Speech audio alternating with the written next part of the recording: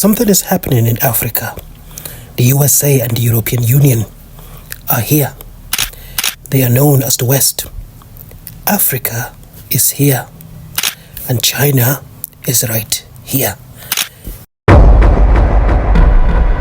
In Africa, we have had a long and not so nice history with the West, from colonial rule and more recently, perpetual debt to Bretton Woods institutions like the IMF and the World Bank.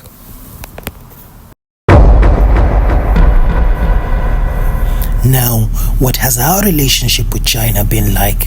Let's have a look and see.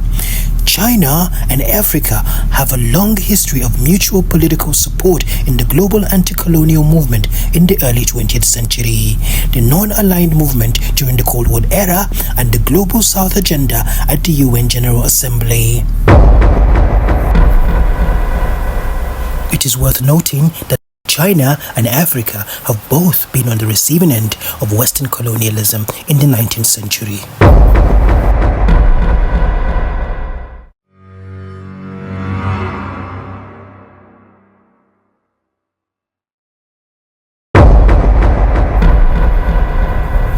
This invasion from the West, otherwise known today as colonization, ensured that the social, political, economic, educational, and in some parts, the spiritual framework and design of Africa was completely destroyed and replaced by that of Western Europe and America. In China, however, the Western occupation and influence did not last very long, except for the enclaves of Macau and Hong Kong, which remained in British and Portuguese control until 1997 and 1999 respectively, when the Europeans handed over full control of these colonies to the People's Republic of China.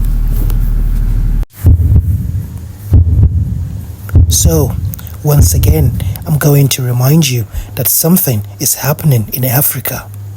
The USA and the European Union are right here, and China is over here. So I ask you this: do you prefer the continued neocolonialism of the West, or do you prefer the economic freedom of China? Because, mark my words, brothers and sisters, economic freedom is the antidote to the problems that we all face in Africa today.